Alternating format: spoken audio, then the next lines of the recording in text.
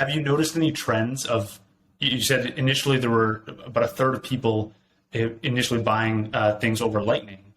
Have you noticed trends of like how dominant Lightning is compared to on-chain volume over time? It's a good question. We've adjusted our features over time, so it's not really a fair A/B comparison. For example, you can make a one-time deposit to participate in multiple of our auctions, and that's something that a lot of our users opt for just because it's easier. But as far as like one-off bid deposits, I would guess it's about 50-50 between on-chain and Lightning, probably more Lightning, actually. The general trend is it's just become much easier to onboard onto Lightning. The percentage of successful transactions has gone up a whole lot.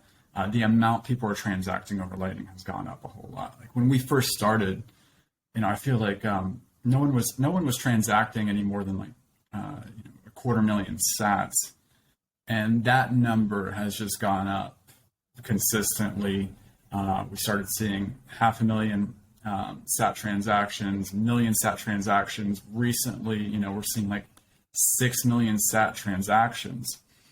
So people are becoming much more comfortable, clearly like holding serious amounts of Bitcoin on their Lightning wallets, but they're also able to transact them with us seamlessly.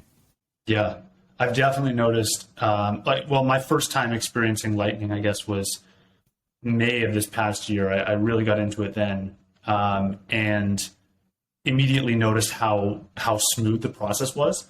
Like, yes, back then there were some hiccups and me trying to understand how it all worked. I'd have a failed payment every now and then, but when it works, you're just like, whoa, right? That is a magical experience, and it is way better than sitting around for 10, 20, 30, 40 minutes waiting for a confirmation to go through.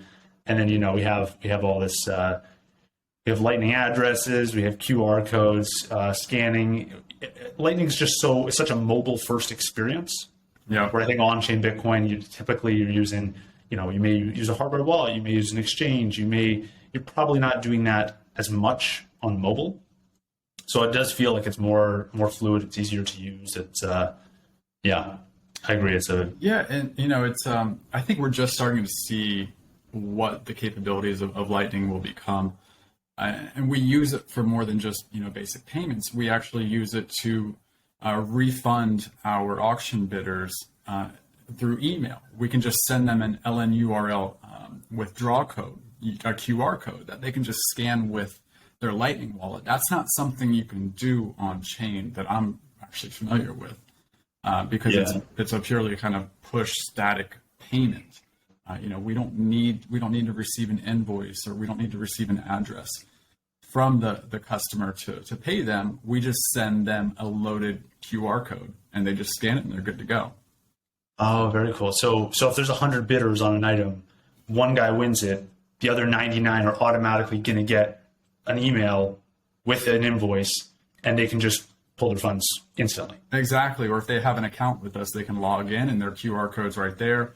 Whatever collateral they've built up, they can withdraw it immediately. Interesting.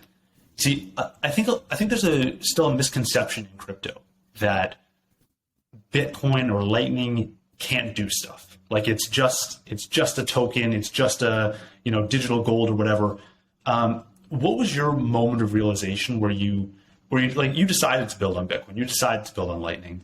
How did you come to realize that it could do some of these things, and that you can kind of use it in interesting ways beyond its ability to be a store of value? Yeah, it's a good question. Look, I have to give a lot of credit to Ryan Gentry over at Lightning Labs, and before he joined Lightning Labs, I came across a blog post of his, and I can't remember the name of it. I think he was working for Multichain at the time, and he put out a blog post with them. And he talked about all of like the potential use cases of Lightning beyond payments. And he alluded to specifically using your Lightning node as decentralized identification. And that kind of opened my eyes to, okay, this is bigger than payments. Now, I would have hoped that infrastructure would have developed faster by now. But I think that's just the nature of building Bitcoin. Like it's slower development, but it's a much more secure foundation. And that's ultimately why we're in Bitcoin in the first place, is because we want to build on, secure, trustless infrastructure. So that's the trade-off we have to deal with. It's sometimes it can feel a little slow compared to what's going on elsewhere, but at the same time, what's going on elsewhere, like a lot of that stuff is breaking all the time, and we can't have that on Bitcoin. So it's kind of low time preference and in the app builder perspective.